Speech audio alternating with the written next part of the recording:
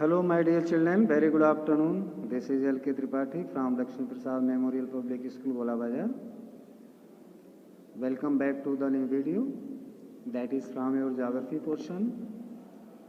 The topic is population composition. What is the population composition? This topic will enable us to know about that. So, better for us to start this topic. Another important aspect of human resource, besides its distribution, is its composition. A study of the composition of population includes a study of the age structure. Population composition study enable us to study about the age structures also, sex composition, rural-urban settlements, rural-urban segments, occupational structure, literacy levels, as well as language, religion, and races or ethnicity. By study of this composition, we shall come to know about all such types of things which is the part of our structure, parts of our life, parts of our society. In various ways, through the population composition, we will come to know about different types of points as we have seen over here. First of all, the age structure. What is the age structure? The age structure explains the percentage of a country's population in different age groups. A study of the age structure gives a direction to planning and development work in human resources. Normally, an age pyramid shows the segment of population in the age groups 0 to 4 to 9 and so on till 75 plus. While the numbers of males and females are shown on the horizontal axis, the age groups are depicted on the vertical axis. You will get the draft here. This is the pyramidal structure of the population composition. Age group pyramid, vertical to horizontal we shall study.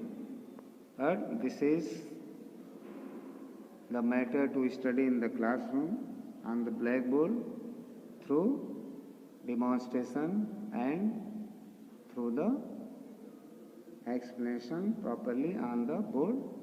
But for your better convenience, this is shown here by your teacher.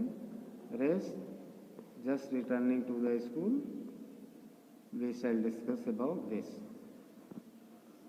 Normally, an age pyramid shows the segment of population in the age group. Again, we are saying it 0 to 4, 5 to 9, and so on till 75 plus. These age groups are known as the these age groups are known as the dependent groups. मतलब ये independent नहीं है, स्वयं पर आधारित नहीं है, ये इंटरडिपेंडेंट हैं, दूसरे पर आधारित हैं, क्योंकि इस एज के लोग जो है खुद से कुछ नहीं कर पाते हैं, दूसरों पर इनको आश्रित रहना पड़ता है। We can call the age group 0 to 14 as young or dependent. 0 to 14 जैसा हमने ऊपर डिस्कस किया, ये डिपेंडेंट ग्रुप है। 15 to 64 as the adult और वर्किंग एज ग्रुप, ये वर्किंग एज ग्रुप है। 15 to 64 ये इनसे अपेक्षा की जाती है कि ये अर्न कर सकते हैं, लाइवलीहुड करेंगे और जीवन को सही तरीके से जी लेंगे।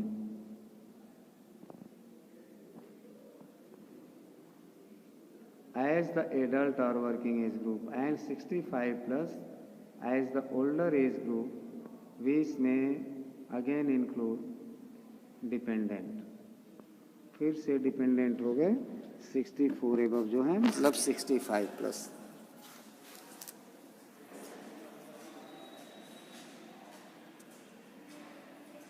In a country where the age group pyramid has a broad base that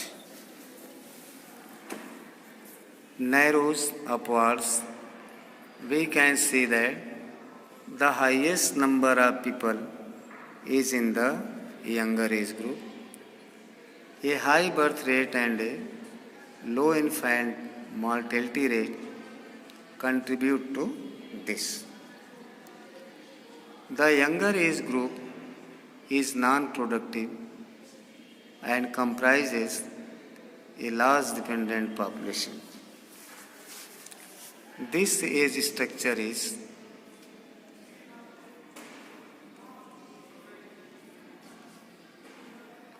typical of developing economies like India and Bangladesh. Most African, some Asian, and many Latin American countries also have this type of age structure. In a developed country, developed economic country, the younger age group is not larger than the working segment.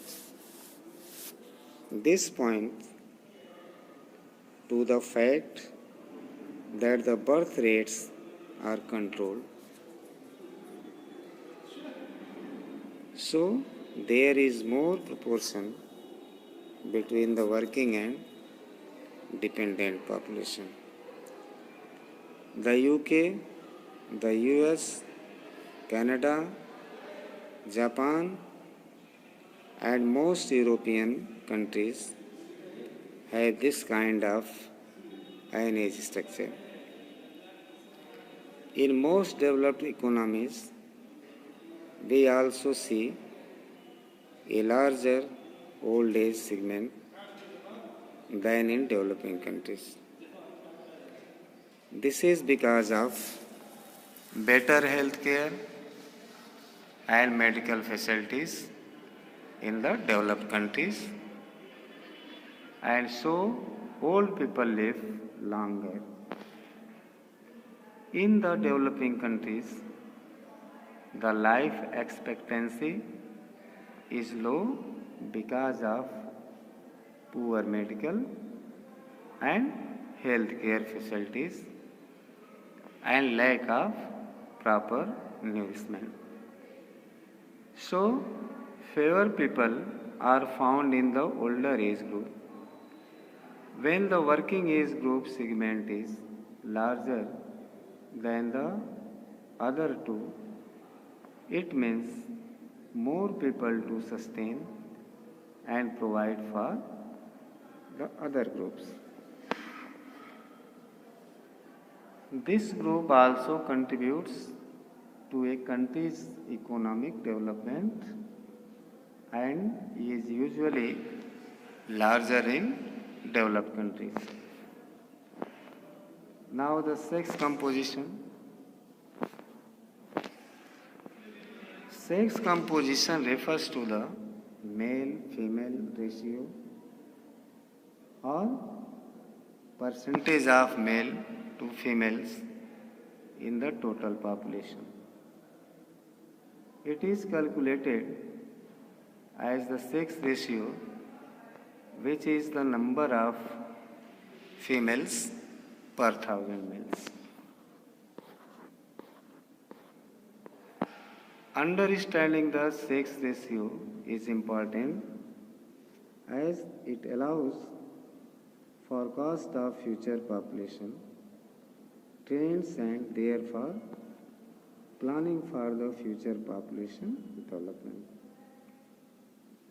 Ratios of 1000 means that males and females are equal in number. If it is over 1000, it implies more females than males.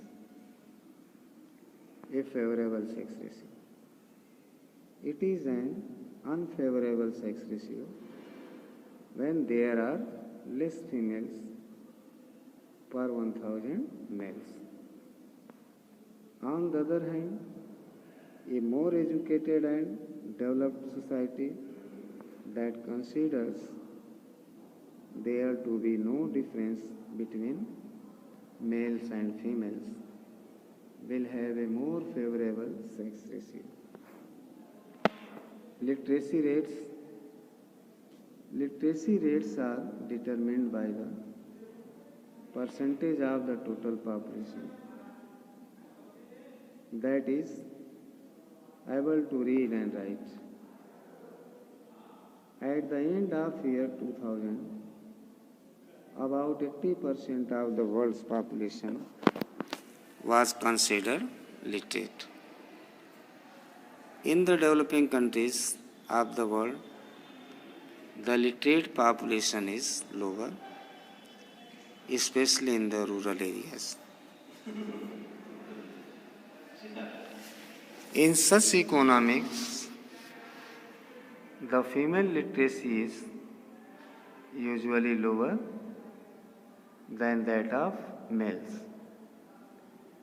In developed countries, almost the entire population is literate and there is virtually no difference between male and female literacy rate levels. Occupational structure.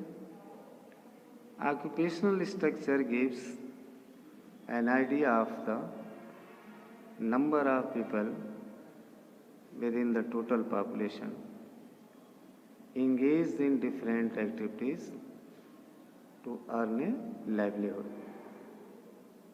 First is primary activities, which include agriculture, animal rearing, forestry, fishing, and mining. Secondary activities like manufacturing and processing. Number third, tertiary activities, which include services,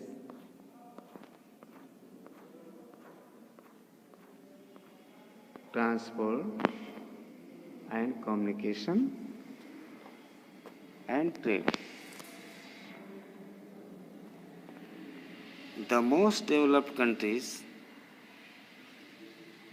the most developed a country is, the greater is the percentage of population in the secondary and tertiary sectors. A greater percentage of people engaged in primary activities points to a developing economy. The rural and urban segments of the population are also important in planning development.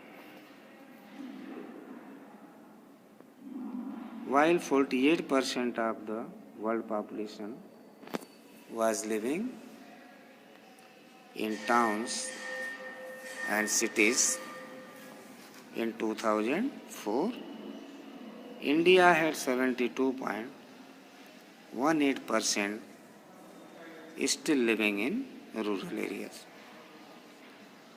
Population changes. The population in the world has been growing at varying rates since the human first appeared on earth. While man was dependent on hunting and food gathering for his food, the population grew at a very slow rate. With the Neolithic agricultural revolution, world population began to increase because of an assured food supply. Then, expansion of trade set the stage for a more rapid population growth, and in 1650, it is believed to have touched about 550 million. With the Industrial Revolution in the 18th century, we see the most remarkable increase in population as the resource base expanded and scientific and technological advancements improved the quality of life. Between 1750 and 1900, world population nearly doubled from 700 million to 1.7 billion. In the 1960s, the remarkable advances in medical sciences had a profound influence in reducing the death rate and expectancy all over the world increased. Though death rates declined considerably, the birth rates, especially in Asia and some countries in Africa, continued to rise.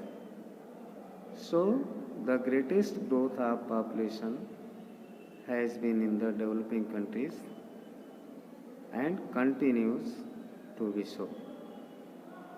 In the developed Western countries, on the other hand, the natural growth rate of population has decreased considerably, as along with death rates, the birth rates have also fallen. So we have to see more about this type of study and explanation further ahead. So in the next video, we will get more information about all these types of facts. Till then, bye bye, have a nice day.